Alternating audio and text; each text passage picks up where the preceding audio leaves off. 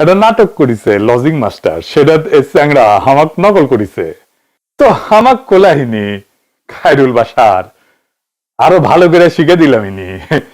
তো খায়রুল আমার signature stroke আছে, ওটা হচ্ছে এটা হান্দায় দেওয়া, এরপরে করলে এটা দিবা হান্দায় দেওয়া। আর ইঙ্গাটা হুডি যদি পড়লাইনি তাহলে আরো ভালো হলে নি, চাপে বগরার বাসা জম একেবারে কি হলো নি। তো যারা হুডি বানান তাকে একটা বুদ্ধি দিই, হ্যাঁ ইঙ্কা ডিজাইনের একটা হুডি বানান, হ্যাঁ পাতলা কাপড়ের বানাবেন, বাংলাদেশে তো গরম, একেবারে ঝাক্কাস বেচা কিনা হবি, সাপ্লাই দিয়া কোন পাইবেন না। যাই হোক, আজকের আলোচনা আসি। বিএনপির সমর্থকেরা এতই ডরে আছে যে তারা একটা নতুন ন্যারেটিভ বানাইছে, কানে আসিচ্ছে মাঝে মাঝে বিভিন্ন জায়গা থেকে, সেটা আবার সরাইতেছেও। এটা হইতেছে যে ইসলামপন্থী দল ক্ষমতায় আসলে পশ্চিমারা সেই সরকারকে মানবে না, তারা বাংলাদেশকে শান্তিতে থাকতে দেবে না, বাংলাদেশকে আফগানিস্তান বেনে দিবে, যুদ্ধ লাগাবে, ধ্বংস কইরা দেবে। এই তত্ত্ব নতুন না, বিএনপির বাটপার শাখার প্রেসিডেন্ট আছে না বাটপার তারেক, এই তত্ত্ব দিয়েছিল ডাকসু নির্বাচনের আগে, শুনের আগে। ক্যারিশমা করে মেকানিজম করে শিবির জিতলো। আমি বলতেছি যে শিবির জিতলে ঢাকা বিশ্ববিদ্যালয়ের কোনো ছাত্র সংগঠন এটাকে মানবে না, কেউ মানবে না, এই নির্বাচন বাতিল হয়ে যাবে, কারণ এটা গ্রহণযোগ্য না। এটা বাংলাদেশের সাথে সাংঘর্ষিক, ডাকসুর সাথে সাংঘর্ষিক। নির্বাচন দাঁড়াতে পারে সব কইরা, কিন্তু জিতলে কেউ মানবে না। কোন ছাত্র দল জিতলে মানবে, সবাই মানবে। বিনিয়ামিন জিতলে সবাই মেনে নেবে, বাকির জিতলে মানবে, কারণ এরা হলো বাংলাদেশের পক্ষের শক্তি। কত বড় এদের হিম্মত, এরা বলে যে পাকিস্তানি সাদিক কায়েমকে ভোট দাও। তো এগুলো আমাদের স্মরণ রাখতে হবে। আমাদের অস্তিত্ব, আমাদের জন্ম, আমাদের স্বাধীনতা, এসব বিষয়ে খেয়াল রাখতে হবে। শুনেছেন, এখন অনেকে কইবেন যে আপনি বাটপারকে কেন দেখাইতেছেন আপনার ভিডিওতে, ওই বাটপার তো পরিচিতি পাওয়া যাইতেছে।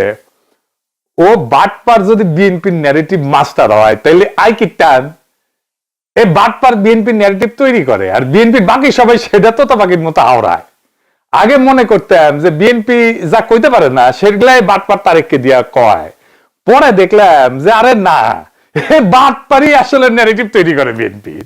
এই বাটপার হইতেছে সবচেয়ে বড় বুদ্ধিজীবী বিএনপির, উই আগে ন্যারেটিভ তৈরি করে বিএনপি, তারপরে বিএনপির অন্যগুলা জামাই কোটের বুদ্ধিজীবী সহ সবাই সেটা ফলো করে। কি দুরবস্থা বিএনপির। তো এই ডটটা যে ছড়াইতেছে বিএনপি, এই ডরটা আসলে কেমন, আসলে এটা সত্যিকারের ডর, আমাদের ডরানো উচিত। আসেন সেটা বুঝে দেখি। এই ডটটা কোনো বিশ্লেষণ না, এই ডটটা একটা শাসনের ভাষা। আজকে আমি এই ডটটারে, এই ডরের যে ন্যারেটিভ, এটারে ভেঙে চুরমার করে জয় বাংলা করে দেব। রাষ্ট্র ধর্মে চলে না, রাষ্ট্র চলে স্বার্থে। আসেন আমরা একটা গভীরে যে বিষয়টা বুঝে দেখি, কারণ এই যে ডর, এই ডরটা অমূলক এবং এইটা একটা অবাস্তব ডর বিএনপি ফেরি করিচ্ছে। আসেন আল্লাহর নামে শুরু করি। ইন্টারন্যাশনাল পলিটিক্স বুঝতে হইলে প্রথমে যে থিওরিটা জানতে হবে, তার নাম হইতেছে রিয়ালিজম। বাংলাতেও রিয়ালিজমই কইতে পারেন। এই চিন্তাধারা সবচেয়ে বড় তালে বড় ছিলেন হ্যান্স মর্গেনথাল। উনি কোনো পলিটিশিয়ান ছিলেন না, কলে উনি একজন স্কলার ছিলেন, বুদ্ধিজীবী ছিলেন। দ্বিতীয় বিশ্বযুদ্ধের পরে পুরো বিশ্ব রাজনীতিকে বোঝার ভাষা উনি তৈরি করে দেন। মর্গেনথাল খুব সোজা একটা কথা কইছিলেন, রাষ্ট্রের কোনো ধর্ম নাই, রাষ্ট্রের কোনো আবেগ নাই, রাষ্ট্রের আছে শুধু নিজের স্বার্থ, রাষ্ট্র স্বার্থ। এইটারে বলা হয় ন্যাশনাল ইন্টারেস্ট। এটা মানে কি? এটা মানে হইলো একটা রাষ্ট্র ইসলামী হোক, সেকুলার হোক, সমাজতান্ত্রিক হোক, সে আগে দেখে তিনটা মাত্র জিনিস, মাত্র তিনটা, বেশি না, মাত্র তিনটা। কলে কি কি দেখে? এক, নিজের ক্ষমতা; দুই, নিজের নিরাপত্তা; তিন, নিজের টিকে থাকা। এই কথাটাকে আরো একদম গভীরে নিয়ে যান আরেকজন স্কলার, নাম হইতেছে কেনেথ ওয়ালস। ওয়ালস ছিলেন আর একটা মতবাদের প্রতিষ্ঠাতা, স্ট্রাকচারাল রিয়ালিজম বা নিও রিয়ালিজম। মেলা জটিল কথা কইতেছে, আরে না, এগুলা না জানলে তো দূর পাঠাবি সবাই, জানে রাখা ভালো। আমি তো মিথ্যা না কই, উৎসাহ আর আগ্রহ জাগানোর জন্য, আর এটা বুঝানোর জন্য যে আমরা যা কই তা বেনে বেনে কই না। এইগুলা কথার পিছনে মেলা বড় মাথাওয়ালা তালে বড় আছে। শুনতে কঠিন লাগলেও কথাটা খুবই সহজ। স্ট্রাকচারাল রিয়ালিজমের বাংলা হইতেছে কাঠামোগত বাস্তববাদ। আর নিও রিয়ালিজমের বাংলা হইতেছে নব্য বাস্তববাদ। এর মানে হইলো একটা রাষ্ট্র যা চায় তা সবসময় করতে পারে না। রাষ্ট্র আহামকের মতো না, আমি যা চাইলেই করতে পারলাম, রাষ্ট্র সেটা করতে পারে না। আমি চাইলে যা ইচ্ছা তাই করতে পারবো না। আমি চাইলে করতে পারবো না যে আমরা সামরিক খাতে খরচ কমাবো, অস্ত্র কিনবো না। বামপন্থীরা কয় এই কথা, কিন্তু দেখেন ইন্ডিয়া চাইলে আন্তর্জাতিক নদীর পানি বন্ধ করে দিতে পারে, আন্তর্জাতিক আইন উপেক্ষা করে। কারণ আন্তর্জাতিক আইন কোন সার্বভৌম পুলিশ না, আইন না মানলে কোনো শাস্তি নাই। আইন আছে কিন্তু শাস্তি দেওয়ার ক্ষমতাই নাই। উজানে যে শক্তি তার হাতে সুইচ, আর শক্তির অসমতা আছে। শক্তির অসমতা যেখানে একতরফা সেখানে আইন নৈতিক উপদেশে পরিণত হয়। এই বাস্তবতায় আমাদের বুঝায় দেয় আন্তর্জাতিক রাজনীতি ইচ্ছার জায়গা না, এটা কাঠামোর জায়গা, ফ্রেমের জায়গা। আন্তর্জাতিক শক্তির কাঠামো, ডলার আছে, অস্ত্র আছে, বাজার আছে, জোট আছে। এই কাঠামোই ঠিক করে দেয় রাষ্ট্র কি করতে পারবে আর কি করতে পারবে না। আপনি এমন একটা খেলায় নামেননি যেখানে নিয়ম নিয়ে দর কাছাকাছি করা যাবে। আপনি ঢুকিয়েছেন এমন এক খেলায় যেখানে নিয়ম লেখা আছে আগেই। এখানে প্রশ্ন থাকে না আপনি মানবেন কি মানবেন না, প্রশ্ন থাকে না মানলে আপনি টিকবেন কিনা। এই কারণে বহু ইসলামী রাষ্ট্র পশ্চিমের সাথে থাকে, ভালোবাসায় না, ধর্মের কারণেও না, নৈতিক বিশ্বাসের জন্যও না। কাঠামোর বাইরে দাঁড়ালে যে অর্থনৈতিক, সামরিক আর কূটনীতিক শাস্তি আসে সেটা বহন করার ক্ষমতা না থাকার কারণে। এটাই কাঠামোগত বাস্তববাদ। বুঝে চাও? এইখানে কেউ কালে বিশ্বাসঘাতক না, কেউ আদর্শচ্যুতও না। এখানে শুধু একটাই প্রশ্ন কাজ করে, কে টিকবে বা কে ভেঙে পড়বে। আন্তর্জাতিক রাজনীতিতে রাষ্ট্র সিদ্ধান্ত নেয় না, রাষ্ট্র সিদ্ধান্ত মাইনা নেয়।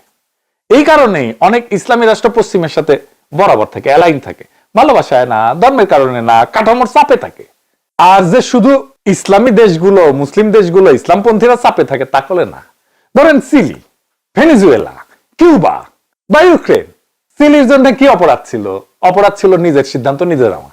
এটা ল্যাটিন আমেরিকার দেশ, 1970 দশকে গণতান্ত্রিক ভাবে নির্বাচিত সমাজতান্ত্রিক সরকার ছিল, সালভাদর আয়েন্দে নাম। এই সরকার আমেরিকার বিরুদ্ধে কোনো ধর্মীয় যুদ্ধ ঘোষণা করেনি।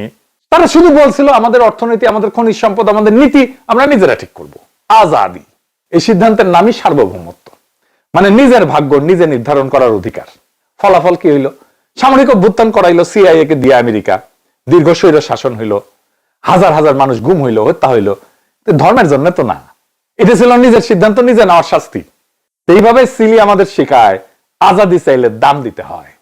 ইউক্রেনে যুদ্ধের কারণ কি? ধর্ম তো না, নিয়ন্ত্রণ। ইউক্রেন আর রাশিয়া দুই দেশই তো খ্রিস্টান ঐতিহ্যের, একই দেশের অংশ ছিল দুইটাই। কিছুদিন আগেও ভাষা, সংস্কৃতি, ইতিহাস অনেক জায়গায় কাছাকাছি, নিজেদের মধ্যে বিয়ে শাদী হয়। তাহলে যুদ্ধ কেন? কারণ ইউক্রেন বলছিল আমাদের নিজেদের ভবিষ্যৎ আমরা নিজেরা ঠিক করব, কার ছায়া থাকবো সেটা আমরাই ঠিক করবো, আমরা ন্যাটোতে যোগ দিব, আর যুদ্ধ শুরু। এই যে নিজের সিদ্ধান্ত নিজে নিতে চাওয়া, এটাই আজাদি।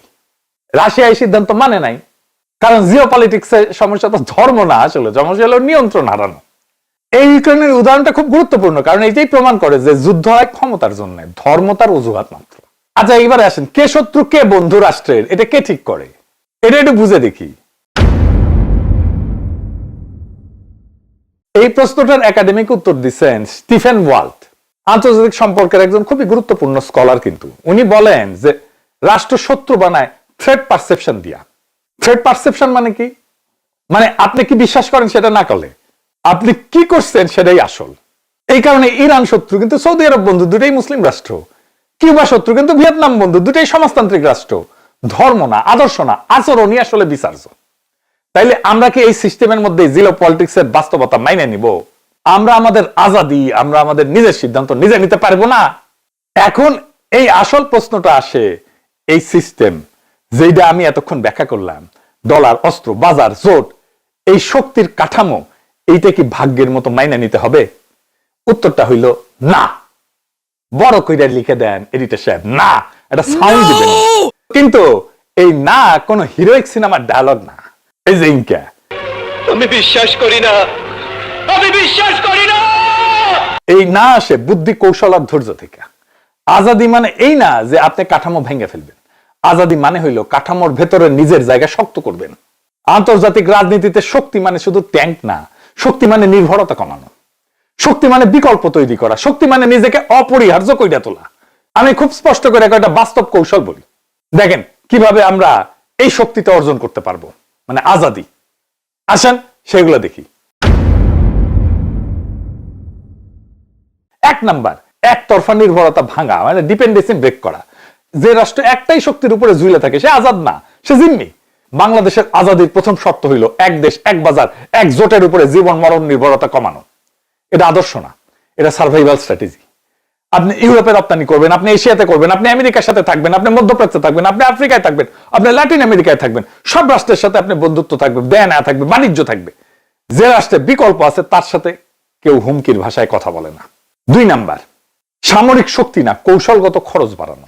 আমরা তো সুপার পাওয়ার হইতে পারবো না, এই স্বপ্ন তো আমাদের নাই, কিন্তু আমাদের রাষ্ট্রের নিরাপত্তা লাগবে। আমরা এমন একটা রাষ্ট্র হইতে পারি যাকে আঘাত করলে খরচা বেশি পড়ে, কাফারা বেশি দিতে হয়, সরাসরি যুদ্ধ না।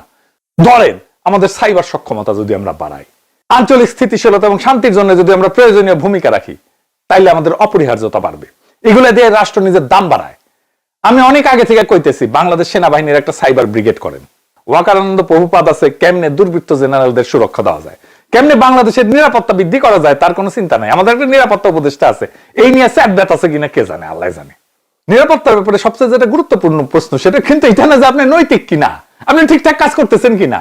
প্রশ্নটা হইতেছে আপনাকে যদি অস্থিতিশীল করে, আপনাকে যদি কেউ আক্রমণ করে, আপনাকে যদি কেউ আঘাত করে, তাইলে ওর ক্ষতি কত যে আঘাতটা করবে, বুঝে চাও? এইটারে করে ডেটারেন্ট। আমারে তুমি গলা পর্যন্ত ডুবাইতে পারবা আমি মানি, কিন্তু তোমার আমি কোমর পর্যন্ত নামাইতে পারবো, এইটা যদি বুঝে যায় তাহলে আমার কাছে আসবে না। 3 নাম্বার হইতেছে আভ্যন্তরীণ ইনসাফ। এটা হইতেছে আন্তর্জাতিক ঢাল, সবচেয়ে গুরুত্বপূর্ণ। যে রাষ্ট্র নিজের নাগরিককে চাপে রাখে তার উপরে চাপ দিতে বাইরের শক্তির কষ্ট লাগে না। ইরানে দেখতেছেন না, ট্রাম্প এখন হুমকি দিতেছে। এই পরিস্থিতি হইতো না যদি না তার ইরানের নিজের নাগরিকেরাই নিজের সরকারের উপরে বিলা হইতো। যেই রাষ্ট্রে নাগরিকেরা রাষ্ট্রকে নিজের মনে করে, সেই রাষ্ট্র ভাঙতে গেলে পরাশক্তিরাও দ্বিধায় পড়ে। ইনসাফ কি শুধু নৈতিক বিষয় না, ইনসাফ হইল জিওপলিটিক্যাল অ্যাসেট। 4 নাম্বার হইতেছে ন্যারেটিভের যুদ্ধে জেতা। আন্তর্জাতিক রাজনীতিতে যে আগে নিজের গল্প বলে সে অনেক আগে অর্ধেক যুদ্ধ জিতে যায়।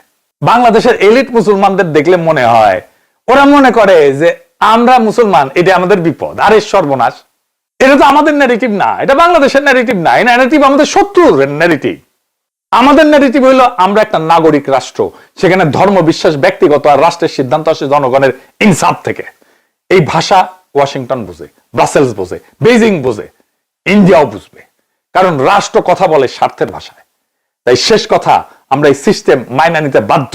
এই কথাটা অর্ধেক সত্য। পুরা সত্যটা হইলো আমরা বোকা হইলে মাইনা নিতে বাধ্য, আর বুদ্ধিমান হইলে এই সিস্টেমের ভেতরে মাথা উঁচু করে আজাদি নিশ্চিত করতে পারবো। তাই বুদ্ধিমান হন, ঠিক কাজটা করুন। স্কলাররা আমাদের শিখাইছেন যে রাষ্ট্র আবেগে চলে না। স্কলাররা আমাদের এটাও দেখাইছেন যারা কাঠামো চাপ দেয় কিন্তু সিদ্ধান্তের জায়গা রেখে দেয়। সিরিয়া আমাদের সতর্ক করে, ইউক্রেন আমাদের সাবধান করে, আর বাংলাদেশ আমাদেরকে শেখায় ইনসাফ ছাড়া আজাদি নাই, আর আজাদি ছাড়া সম্মান নাই।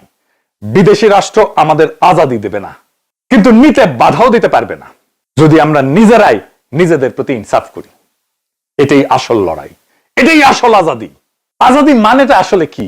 আজাদি কোনো বিমূর্ত শব্দ না, আজাদি কোনো পতাকার নাম না, আজাদি কোনো সরকার বদলের স্লোগানও না। আজাদি মানে আমার জাগতিক জীবনে আমার নিজের স্বাধীন অস্তিত্ব।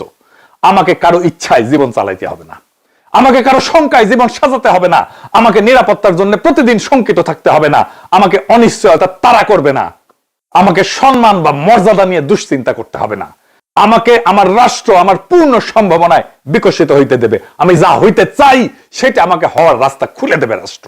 এটাই আজাদি। আজাদি আসে কোথায় থেকে? ওয়াশিংটন থেকে না, মস্কো থেকে না, বেজিং থেকে না, ইন্ডিয়া থেকে না। আজাদি আসে ইনসাফ থেকে।